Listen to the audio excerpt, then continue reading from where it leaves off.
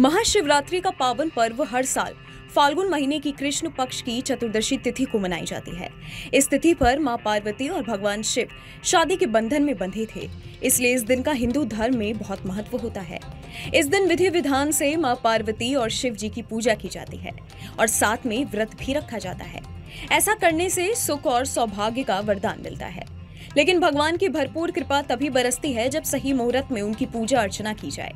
तो क्या है इस बार महाशिवरात्रि की पूजा का सबसे सटीक मुहूर्त, चलिए जानते हैं। अगर आपने मुहूर्त समझ लिया तो आप पूजा को भी समझ लेंगे, क्योंकि मैं बता दूं शिवरात्रि में 4 पहर की पूजा होती है। आइए मैं आपको मुहूर्त बता दूं।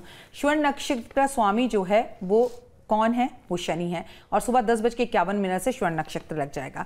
हम बता दें कि आपको सबसे पहले तो ब्रह्म मुहूर्त में पूजा करनी चाहिए। ब्रह्म मुहूर्त से बेहतर कोई पूजा नहीं होती अगर आप सुबह 4 बजे उठ के पूजा करें।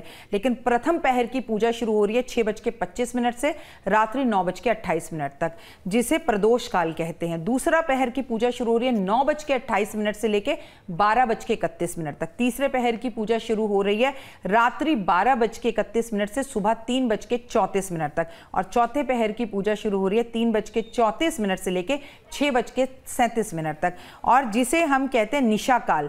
निशा काल जो सबसे ज्यादा महत्वपूर्ण है शिवरात्रि पर, वो है रात्रि 12:07 से लेके 12:55 तक। अब अगर इन्हीं समय पर आप पूजा करें, चारों पहर की पूजा ना भी कर सकें, तो 12:07 से लेके 12:55 तक जो निशा काल है वो सबसे महत्वपूर्ण काल है। कहते हैं इसी टाइम पर महादेव का विवाह हुआ था और इसी टाइम पर महादेव ने जो है चंद्रमा को दोबारा जीवन दिया था, क्योंकि चंद्रमा को उनके ससुर ने जो है श्राप दे दिया था कि तुम्हारा क्षीण हो जाए, तुम खत्म हो जाओ। तो महादेव ने अपनी शक्तियों से उन्हें उत्पन्न कर अपने मस्तक पर जगा दी थी। तो अपनी मां के साथ अपने संबंधों को अच्छा करने के लिए भी इस टाइम पर आप पूजा कर सकते हैं। आप पंचामृत से भगवान की पूजा करें, आप भगवान की गन्ने के रस और शहद से पूजा करें, आप भगवान के ऊपर बेलपत्र अर्पण जरूर करें। आपकी मनोकामना कुछ भी हो, विवाह नहीं हो रहा तो पूजा कीजिए, विवाह हो गया और विवाह में आ रही हैं परेशानियां तो पूजा कीजिए। और अगर आपको धन की परेशानी है तो महादेव तो बड़े ही भोले हैं, वो भोले किसी के भी साथ चल देते हैं और आपकी हर मनोकामना को पूर्ण करते हैं। तो ऐसे में प्रभु की पूजा पाठ, बहुत आराधना अर्चना कीजिए, व्रत रखिए और कोशिश कीजिए कि व्रत का उद्यापन अगले दिन सुबह 6:37 के बाद यानी 9 मार्च की सुबह करें, ब्राह्मण को वस्त्र और भोजन देने के बाद। पौराणिक कथाओं के अनुसार ऐसी मान्यता है कि भगवान शिव ने जब समुद्र मंथन के दौरान विष पान किया था तो वो उस विष की गर्मी से जलने लगे थे।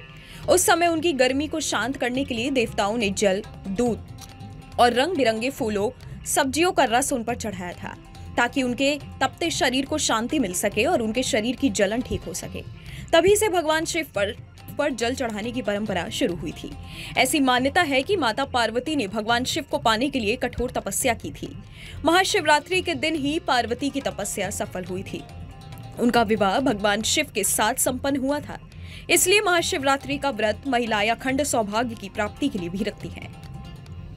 धर्म के जानकारों के मुताबिक साल में पड़ने वाली 12 शिवरात्रियों में से ये सबसे महत्वपूर्ण शिवरात्रि है।